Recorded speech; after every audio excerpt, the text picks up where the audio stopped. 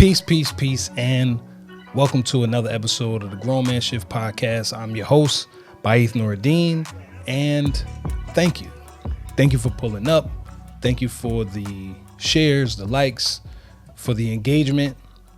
I made a promise that at the top of every show, I would just give reverence to the audience, to the people who have pulled up to the platform and who have participated in whatever way. Like I said, you've shared it, you've liked it, you've commented, you've DM'd, you've emailed. All of those things are super appreciative. And this wouldn't necessarily be this without the engagement. So I thank you. Today's episode is an interesting one. I'll say it that way.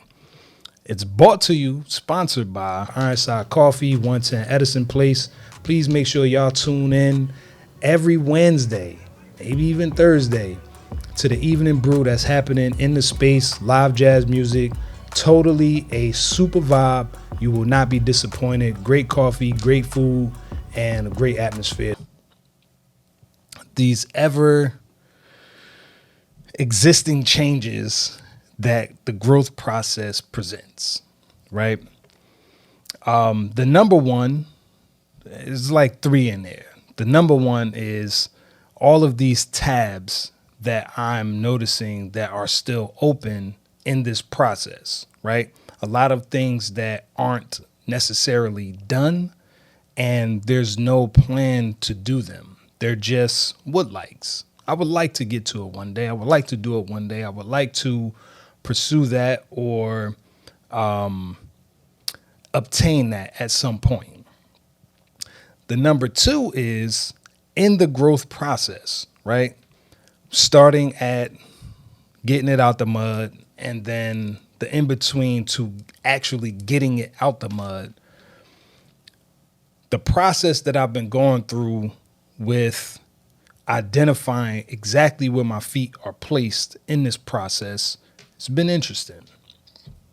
Interesting from a perspective of I've been telling my story for a minute in terms of what I'm saying to myself, what I'm thinking to myself, the quiet moments that I have to myself, the thoughts that reverberate around in my brain, right? And the story that I was telling myself up to identifying what I need to get out the mud, this lack, this not enough, this self-conscious as more so than being self-aware, because I believe there's a very thin line, but it's a very vast difference between being self-conscious versus being self-aware. And that duality, right, of processing one way, thinking and aspiring another way, and then splitting the difference between actions and motivation and all of the things that's necessary to get from one place to the other, right? I'll start with the tab, right? I was on my phone scrolling and I recognize, and this is a slight piggyback from my previous episode in terms of these Instagram folders that I have all of these things saved in, right? That the plan to do them, the plan to get to them one day, there's no plan. They're just what likes, right? Oh man, this is cool, save, right? But then I remember a friend of mine, shout out to Gabe Da Silva of the Silva Homes. His phrase is how you do one thing is how you do everything. And I know it's not original to him, but that's where I learned it. And then I forget who the person who originated the phrase. But then I started to reverberate in my brain. I like that word because it's just in there, echoing, bouncing off of every nook and cranny of my cerebral cortex, so to speak, right? I'm on my phone and then I realize it's not just the Instagram folders that have this unresolved tab matrix. I'll just say it that way. I'm looking at notes in my phone that go back to 2017, 2018. Thoughts that I started that I didn't complete. Then I'm on my phone again, right? Because there's a lot you can learn by just being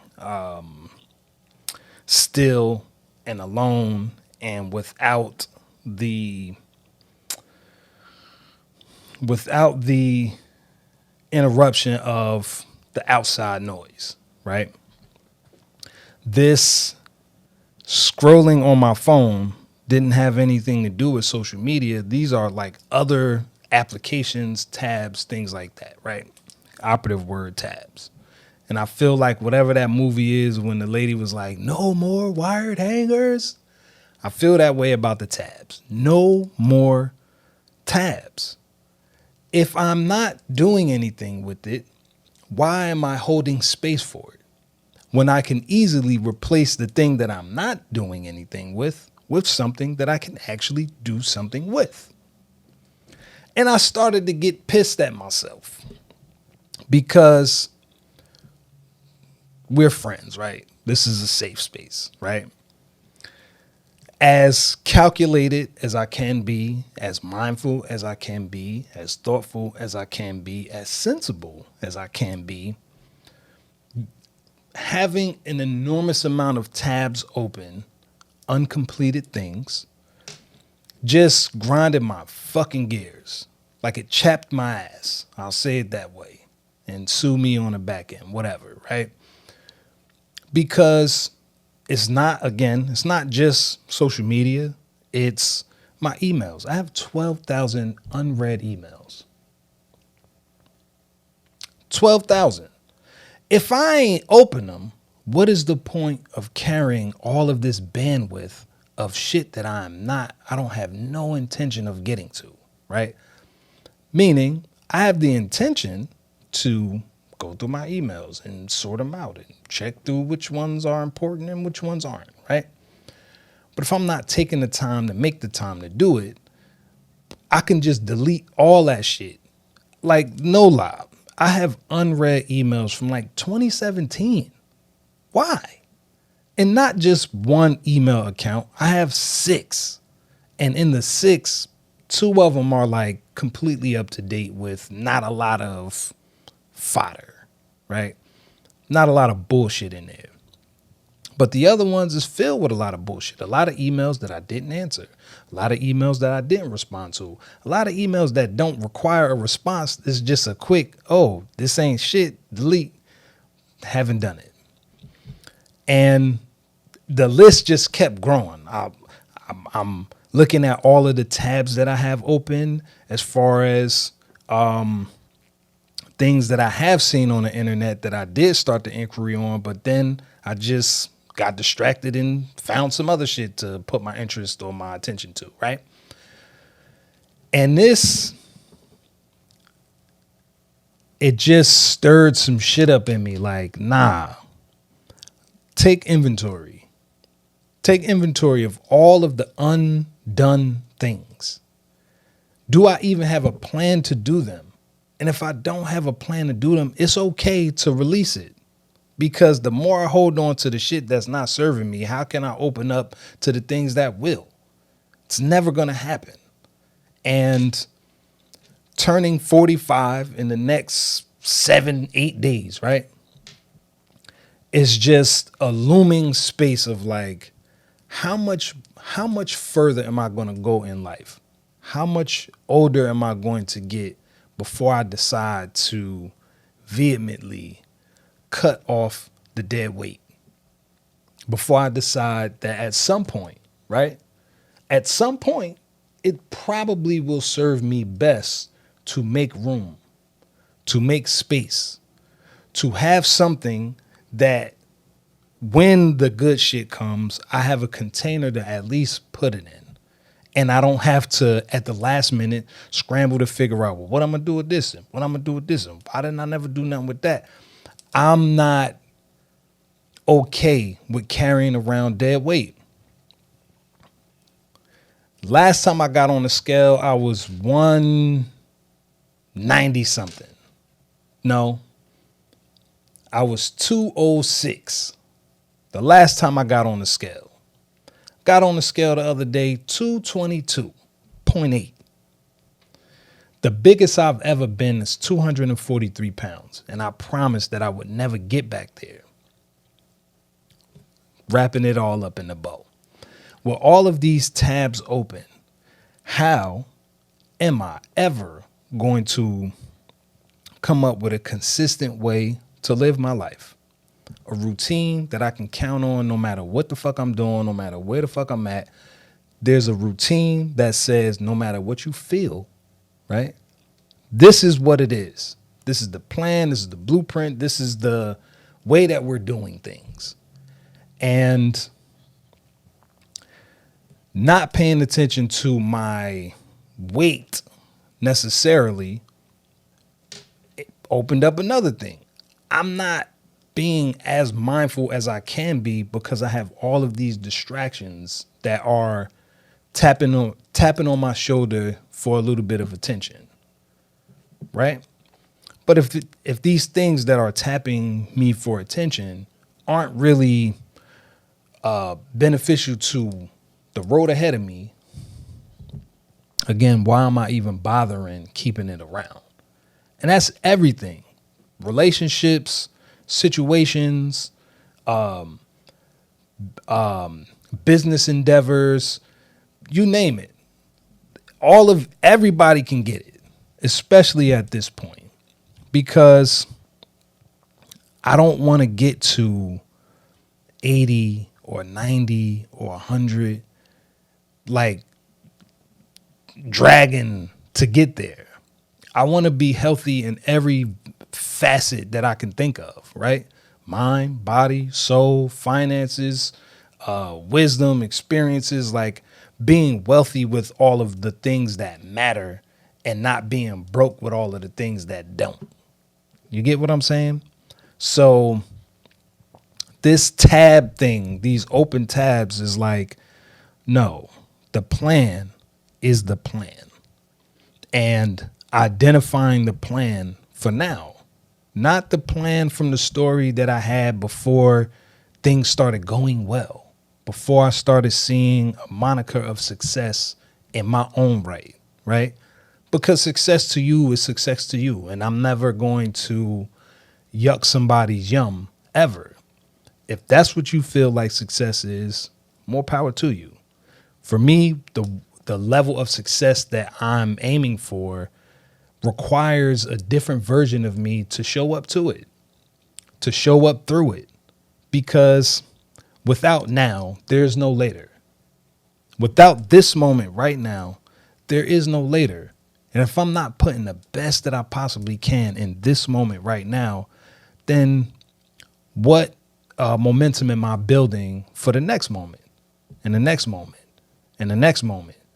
If I'm building everything off of bullshit, if the foundation is bullshit, then everything, no matter how good it could be, no matter the potential that it has, none of that, it's never going to amount to something that's bigger than bullshit because it's built on a bullshit foundation. Rocky. At some point, any one thing can knock all that shit down. And it goes either way. I can have the best foundation possible and one thing comes and knocks all of it down. So if I have a better chance at least putting more good shit in the balance, then at least I know that if the one thing comes that knocks it all down, it wasn't because I built it based on some bullshit. I built it based on whatever I thought was necessary and it just didn't work out. As opposed to trying to fit this piece where it don't go and trying to take another piece from another piece and take two pieces that ain't even the same, but they kind of look the same and put them somewhere that they don't fit. I know from jump, at least my intentions and my actions were aligned in order to move forward, right? So in summation, fuck the tabs. Fuck the tabs. Fuck all of the noise that comes with just not being intentional with closing tabs, closing them shits, not just letting them linger. Not, I'll get back to it. Nah, I'll do it tomorrow. Nah, I'll do it next week. Nah, I got time. I could just, nah. Either I'm making space and coming up with a plan of action to execute, or I'm getting rid of that shit. Period. So fuck the tabs, right? The second is this place of like becoming whoever it is that we are ultimately striving to become, the better version of ourselves, right? The better version of me is way more responsible with the things that I am a steward of than I am currently now. I can admit that. I have room to grow. I have things to refine. I have things that don't necessarily need to be completely excavated, but I definitely need to tend to it a certain kind of way, right?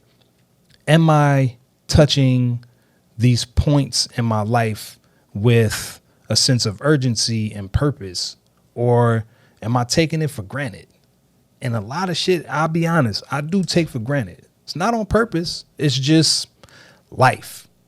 Life be lifing, and having the capacity to just stay 100% all the time is just not feasible. At least in the way that I currently have it all set up. It's just not feasible. It's not because it's not important. It's not because it's not valuable. It's not because there's something that is meaningful coming out of it. It's not none of that.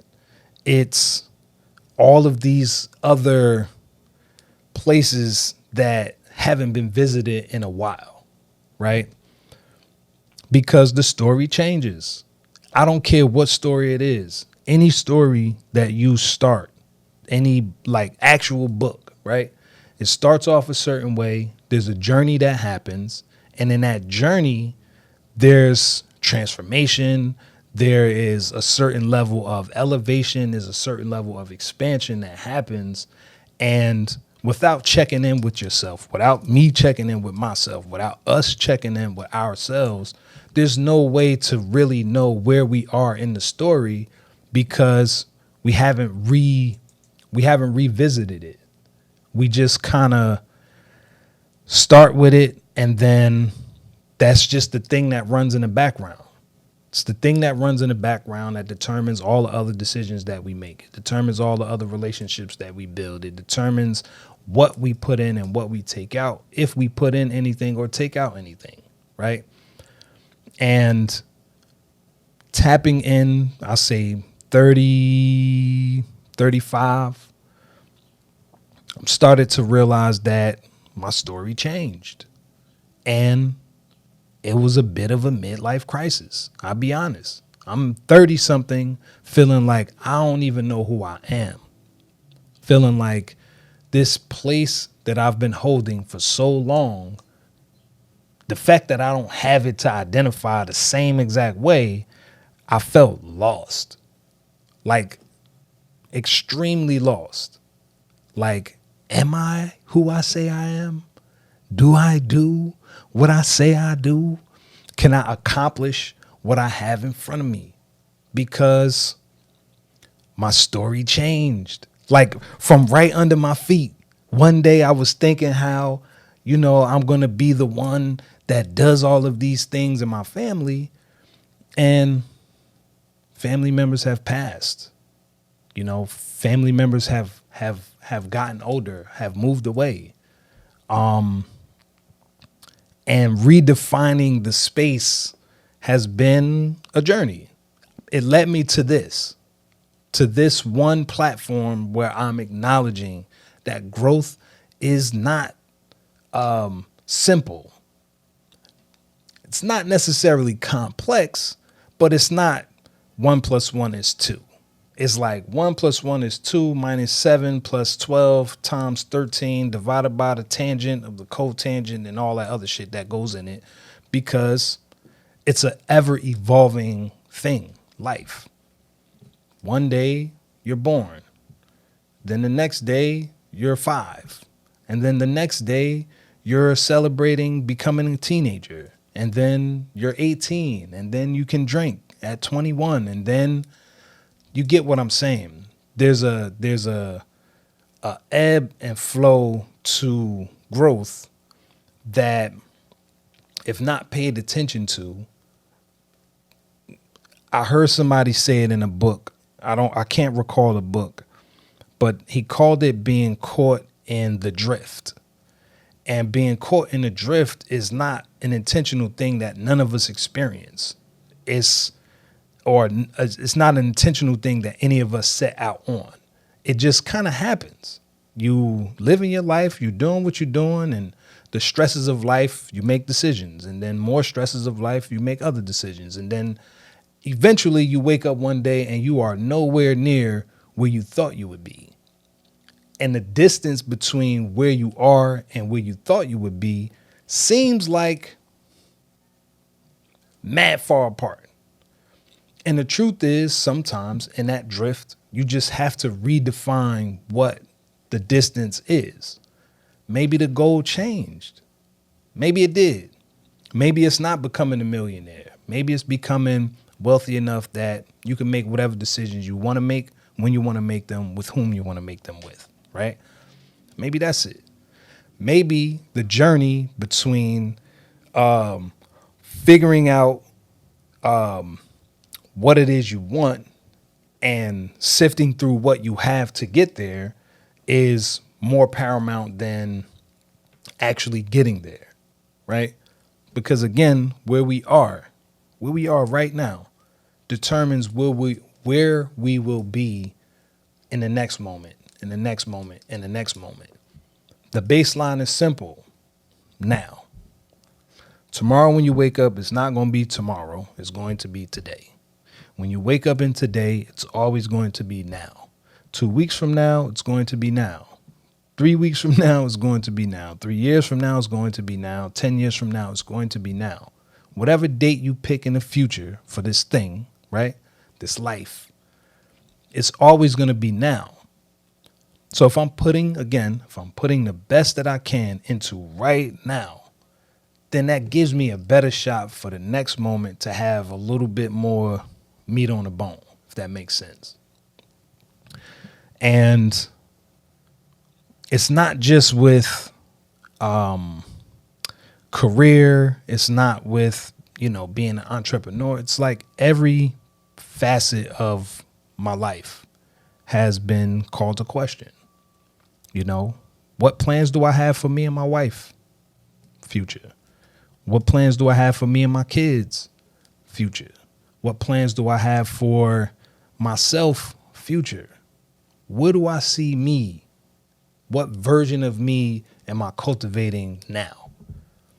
Because it's not just going to happen. It don't happen like that. It happens in stages. There's a process. It starts. There's some shit that happens, and then the thing, right? And I want to get there the best way possible. I don't want to continue to put this pseudo pressure to hustle, or to be a hustler, to have hustle or a sense of urgency. I'll say it that way. Instead of thinking hustle, thinking urgent. Instead of thinking, man, I got time. How can I incorporate that, a part of that now, and then incrementally bring the other parts of it in? I'll say it that way. So some of the challenges that I've been facing haven't been from outside sources. Like, that was a realization too. Like, anybody who knows me knows, like, I'm a rapidy rap guy. I used to be actively pursuing a career in rap music and got jaded and decided, you know what? If that's the cost of it, I'm not willing to pay the price, right? But I still listen to instrumentals. I still freestyle, so forth and so on. And I say a couple weeks ago, I was listening to an instrumental, got inspired to freestyle. I'm freestyling, and I was like, in the freestyle, something to the effect of like, they be mad. And then I stopped myself like, well, who is they? Who are they? And I'm posing a question to you as well. For the people that feel like, there's people hating on me and, nobody don't want me to be whatever and so forth and so on. Who are they? Have you defined who they are? And if you have defined who they are, how active are they with dismantling what you're building? Are they actively doing that? And if they are actively doing that, how are they able to be so close, depending on the relationship, right? Because let's be honest, sometimes it be your own family that don't want to see you succeed. It be your friends that you grew up with that don't want to see you succeed. It could be your own spouse that don't want to see you succeed. It could be your parents that don't want to see you succeed. So that level of closeness, me asking the question is like, if they don't have fruit on the tree, what gives them the space or the authority to tell you or me what we should or shouldn't be doing, how we should or shouldn't be doing it, right? And it's not to say that people don't have wisdom or sensibility to the advice that they're giving. But if you have never traversed these mountains, you can't tell me how to navigate through them. You just can't. You can give me sound advice as far as like basics, right? Prepare. Think about it. Measure twice, cut once, like things like that. But again, if you've never traversed this mountain, there's no way you can give me a tactical way to do this. So either you are going to watch on the sideline and cheer and root, or you can just go ahead and mind your business and do something else, right? But the challenging question of who are they made me realize there really is no they. Speaking for myself personally, there could be people hating on whatever it is I'm doing, who don't want to see me succeed, who don't want to cheer me on from the sideline because they feel like whatever they got going on is more important than what I have going on. And that's not my business. It's really not. But defining the they, it's not they, it's me. I'm the one hating on me. I'm the one that's not allowing me to flourish or thrive. It's me, because my actions speak louder than what I'm saying. They do. So if I'm not exercising, if I'm not putting the right things in my body, if I'm not putting the right things in my mind, if I'm not cultivating relationships that are meaningful and transformative, then I'm kind of the hater on myself. There is no they. There is none. And even if there is a they don't have the ultimate say over what you do or what you have or what you can obtain. They don't have that. You do. So in that questioning of who's they is like, nah, I'm taking my power back. I'm taking my power back to not feeling like there's forces outside of me or there's people outside of me or there's things outside of me that is vehemently stopping me at every turn. It's not that. It's me. It's me. So taking accountability, taking responsibility for me and my thoughts and my actions have really changed the space of a they. Because if they aren't who I'm serving and they aren't the ones who are receiving the value from what I'm doing, then they don't really matter. Who are like Tommy Davidson says, like, who are these niggas? Who are they? Because building this life hasn't been without relationship. Building this life hasn't been without help. Building this life hasn't been without pitfalls and things like that. But I'll be honest, they usually want to help. Speaking for myself, they want to help. They want to see me do good. They are cheering me on from the sidelines, hoping that I win. And that was like it was a wake up. It's like, so I'm going through this whole life and I'm embodying this ideology that people who don't agree are haters. People who don't get it are haters.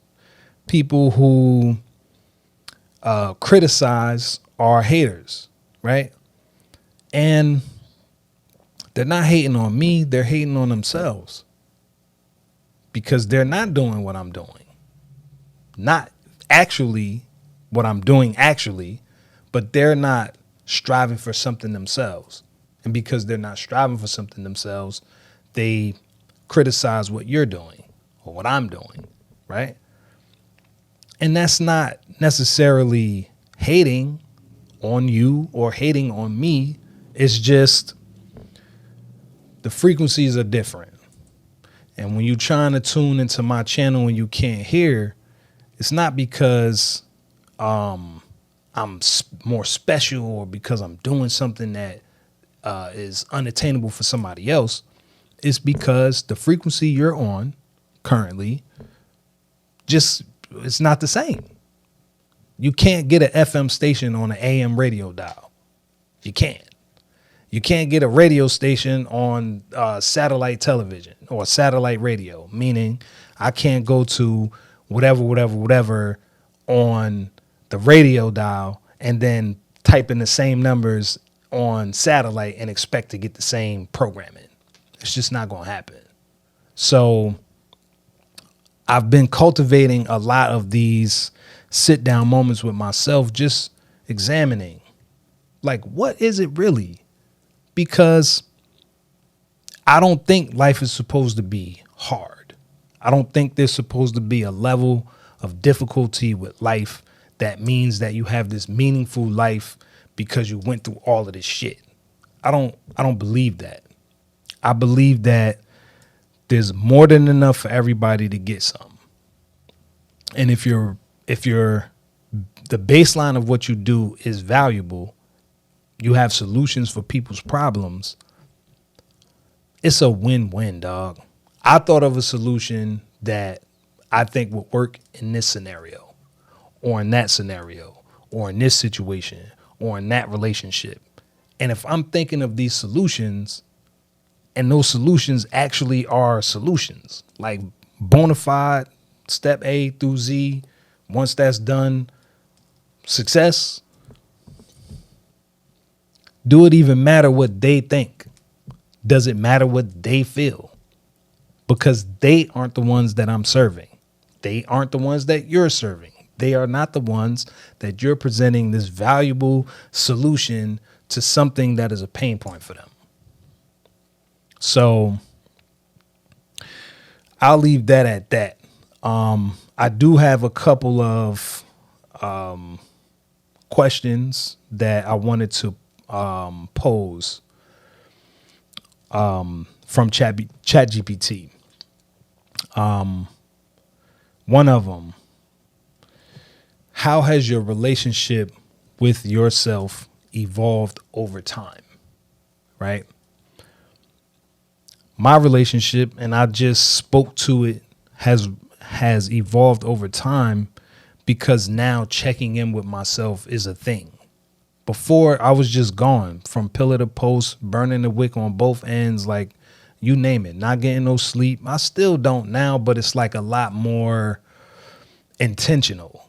Like I know for a fact if I'm potting Thursday or Friday, I know that window of Thursday, Friday, Saturday, I'm gonna be pushing it to the limit. But it's only Thursday, Friday, and Saturday. It's filming till 5 in the morning or 4 in the morning or 3 in the morning, doing whatever I need to do with the team to get things together for posting, and then going home and turning around and getting back up to be to work at 7. That's just what it is. And typically that day that I'm at work. I'm doing what I do like anybody else does at their 9 to 5. I come home. I don't take a nap. I don't relax because I know what I'm doing. I know that this window is specifically grind. But after Saturday, I'm chilling. I'm chilling because it doesn't require me to be on all the time. It doesn't. It doesn't require for you to be on all the time. Certain points, certain periods, yes. It requires you to push it to the limit as much as you can, right? But not all the time. That can't be the through line every day, all day. It just can't be. And again, this place of like tapping in with myself daily, weekly, monthly, quarterly is like a thing, right? I tap in with my wife on a weekly basis, not from we don't communicate all week and then that one day we start talking. Nah, we communicate all week. Every day I come home from work, first thing my wife asks me, how was your day? How was work? First thing I ask her, how was your day? How was work? When the kids come home from school, how was your day? How was school? Only because those check-ins are necessary, right? But then me and my wife do date night religiously every week, where during that date night, we go get something good to eat. We find some time for ourselves to really unpack. Maybe there was something that happened on Tuesday that my wife didn't necessarily want to talk about, but now we're on our weekly date, and it comes up in conversation. Or maybe there was something that happened with me that I totally forgot about, but then when we do our thing, the check-in involves that. Hey, babe, yeah, this thing that I experienced this week, I ain't even remember to tell you this, but on Wednesday, boop, right? And in doing that, actually opened the door for me to check in with myself the same way. Like I have this reverence for this relationship that I have, my marriage, right? I love my wife. I think my wife is one of the coolest people on the planet. So I do what I need to do to cultivate that relationship. And in doing so, it's like, dog, do you rock with you like that? Do you have the same level of reverence for yourself? Do you share the intimacy that you need with yourself in order to make sure, like, I'm good, right? I'm not just going through the motions and then hopefully it'll even out. Nah, I'm going through the motions and I'm doing a vibe check. Where am I at? Am I carrying anything emotionally that I feel like I need to express? Am I carrying anything mentally that I feel like I need to express? Am I carrying anything spiritually that I feel like I need to express? Because again, I don't want to skate the 80. I don't want to skate the 90. I don't want to skate the 100. I don't want the anchor of not doing the checks and balances to weigh me down. I just don't. So how has my relationship with myself been cultivated over the past 15 years? Slowly but surely figuring out ways to just be by myself. Not to be lonely, but to be alone enough to check in with me, to ask me questions. I heard this on a clip on IG, and the guy was saying how when you ask yourself things out loud, you're separating your lower self from your higher self, because when you say it out loud, you're getting the confusion of just silent thoughts, the good ones, the bad ones, the kind of ones, right? He was saying that when you ask it out loud and you answer it, now you're in exchange with the higher version of what you think. And when you say the answer out loud, you get to hear it from a different perspective. It's not just noise happening between your two ears. It's actual dialogue that you have with you. And it sounds crazy when people be talking about, it's funny, I say it now because I'm thinking about it now. It's funny how we get demonized, or people get demonized for talking to themselves. Like, that nigga crazy. He be talking to himself. If you don't talk to you, how do you ever get a feel for who you actually are? If all of who you are is based on how other people engage with you, that might be an issue. I ain't even might. That is an issue because there's no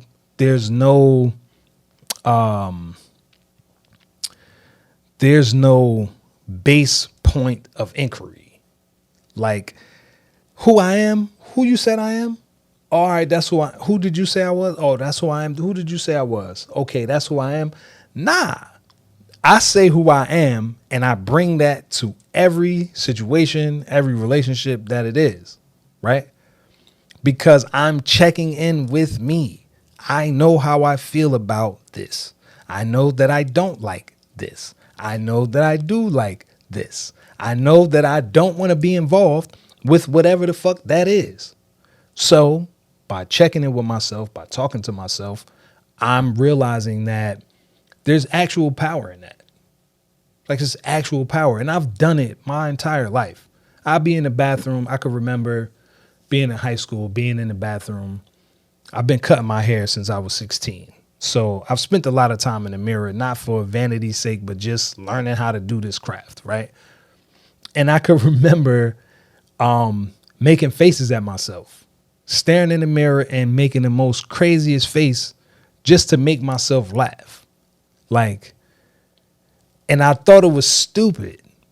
It's some stupid shit that I do secretly, right?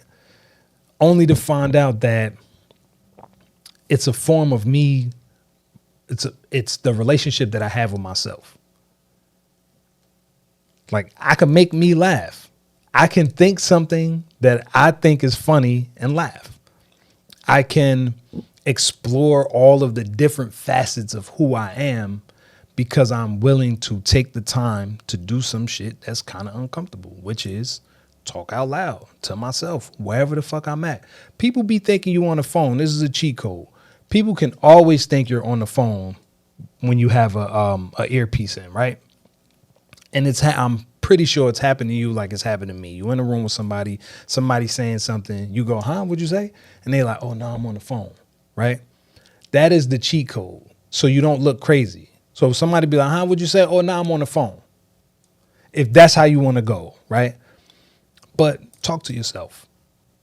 Inquire with you on how you feel and where you are and what you're thinking, because relying on other people to give you the answer is just not an answer.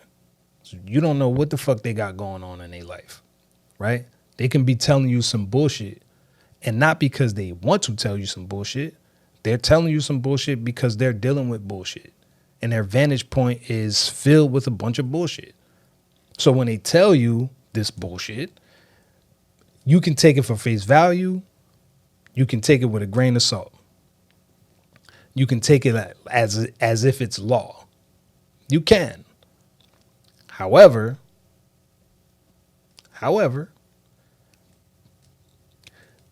basing it off of them, solely off of them, I can tell you as a people pleaser that has denied myself a lot, that there's no basis. You have all of these voices of who you are, and you haven't vetted it against your own version of who you are. You haven't. So I got another question, right? The question is, what role does vulnerability play in your journey of growth and maturity? The role that vulnerability plays in my journey, right, is saying an uncomfortable thing out loud to myself first. Being honest, because who can judge you but you when you say these uncomfortable things out loud? When you put yourself in a position to examine exactly what the fuck you think. Why are you thinking these thoughts? Why are you feeling these feelings? What is it about this situation or this person, this relationship, whatever it is, Why are you feeling the way you're feeling? Right? Asking myself that a lot. Like, dog, that was some bullshit you just did. Checking myself. Dog, that's some bullshit you thinking. Checking myself. Because, let's be honest, it's very easy to think negative of ourselves. It just is. I don't know if it's because of how we're being, how the human experience is being marketed to us, right? Where just negativity just seems to be the thing that is the glaring grabbing of attention, right? But I think we all have a place that we beat ourselves up, that instead of taking the inventory as an observer, and this was something that started to come up, I say recently, right? Because people say it all the time. They're like, look, but don't judge. Like don't, detach yourself from what you're feeling. But how? Seeing it and not feeling no type of way is not easy. It's not just some simple shit to be like, yeah, judge yourself, but don't judge yourself. See it, but don't judge. It's hard. It's hard. But it's necessary. And that was being vulnerable with myself is just necessary. There's no way to uncover the truth if there's no level of vulnerability in the process. How? If I'm denying that thing is that thing, if I'm denying that my level of accountability isn't where it's at, or where it should be, right? How do I navigate this life dealing with other people if I can't even be vulnerable to myself? If I can't open up enough to say, you know what, that thing that just happened, I didn't really appreciate that. Or vice versa. That thing that just happened, I really appreciate that. There's no baseline without the vulnerability. It just isn't. And being vulnerable doesn't make you weak. It doesn't make you a punk. It doesn't make you less than. Being vulnerable is just what it is. It's no different than breathing air. Breathing air doesn't make you more or less of anything. It just is. And being vulnerable doesn't make you more or less of anything. It just is. And I'm enjoying the space of just opening up.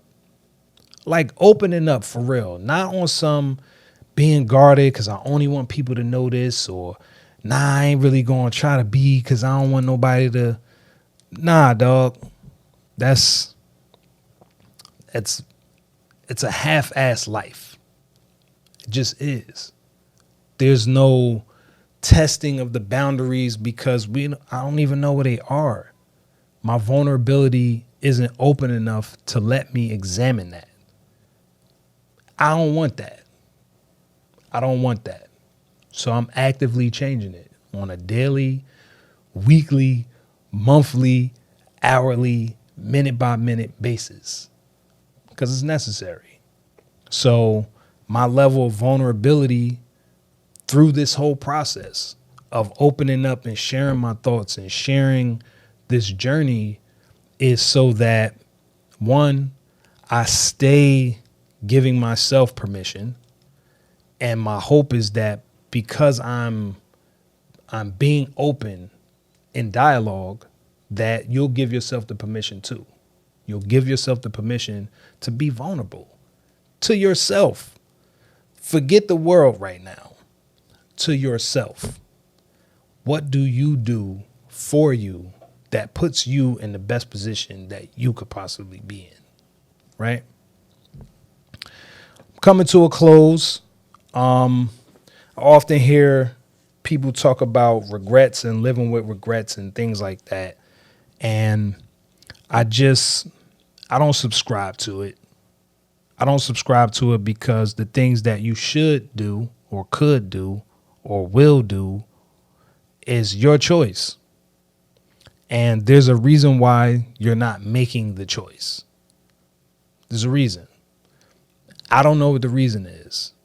And again, being vulnerable with yourself, having these check-ins with yourself will help you find out where you really are. Like, where are you really? And what can you do to make up the difference? Is it not being on social media? Is it taking one day out of your week to actually sit down and plan and do all of those things that would benefit? Probably, right? That's what these days are for me.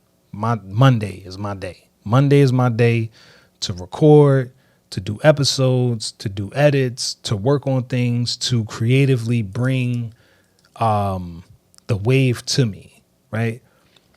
Because it's an endless ocean of it. It's an endless ocean of creative energy that we all can tap into that fits us perfectly with the bow, ribbon on it and all that, right? And the living with regrets doesn't allow that space to open up. It doesn't. So instead of feeling like, man, I should have did, and when I was such and such age, I could have did. Nah. You have the thought now to do it now. You do. Man, I need to lose some weight. You have the thought. You probably even have the play to do it. You may not have the full extent of it, but I'm pretty sure point 1 or point A or starting point here is there. And there's always a place to start. Even if you don't know how to start, there's a place to start. There's something small, incremental that you can do, that I can do, that we can do, that will usher this space in of fulfillment and not from a space of like feeling like we failed somehow. So I'm going to leave it with this, right? Because I'm feeling like maybe this is like the new right? I have wrote this and I'm letting you in, right? I realized one day that I never really considered what type of man I wanted to be. I never even considered what type of man I had become or how intentional I've been in the process of becoming me thus far. It was a note. I occasionally write notes. And what I was expressing in my private journal, it's not a diary, it's a journal, was this examination of who I am and who I'm becoming, right? Taking inventory of where I came from, what I've grown through, and in taking consideration of, again, I said it, here on the podcast, knowing where my feet are planted is important in this stage of my journey. And I could say I don't like it. I don't think anybody enjoys being lost, right? But there's a certain level of being lost that was at my own hands, because making sure my feet are planted where they are wasn't it. It was just, am I there yet? Nah. Okay. Am I there yet? Nah. Okay.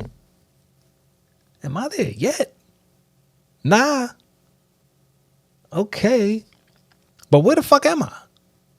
Like, where actually am I to even know if I'm even in close proximity to where I said I was going? So, if nothing else, be mindful of where your feet are planted. Be mindful. Because without that, There's no GPS that you can find on a planet that is going to point you in a direction if it doesn't have a starting point. So, again, thank you guys for tuning in to another episode of the Grown Man Shift Podcast. I'm your host, Baif Noureddin. If you want to reach out to me, please hit me in the email, grownmanshitpodcast@gmail.com.